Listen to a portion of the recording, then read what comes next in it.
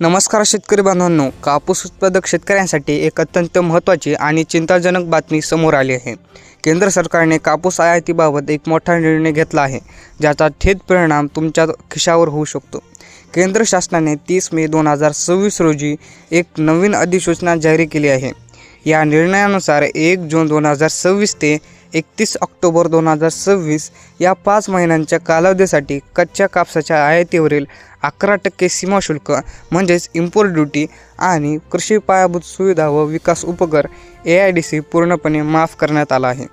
हे शुल्क माफ केल्यामुळे आता परदेशातून मोठ्या प्रमाणात कापूस आयात केला जाईल। खरीप हंगाम नुकताच सुरू होत असताना आणि उत्पादनांच्या अनिश्चिततेचे सावट असताना बाजारपेठेत कापसाची आवक वाढल्यामुळे भाव पडण्याची भीती निर्माण झाली आहे। याचा फटका थेट आपल्या कापूस उत्पादक शेतकऱ्यांना बसणार आहे। शेतकरी संघटनेकडून आता या निर्णयाचा पुनर्विचार करण्याची मागणी केली जात आहे। सरकार यावर काही सकारात्मक निर्णय घेईल का हे पाहणे महत्त्वाचे ठरेल। शेतीविषयक अशाच महत्त्वाच्या अपडेट्ससाठी चॅनलला सबस्क्राईब करा। धन्यवाद शेतकरी बांधवांनो।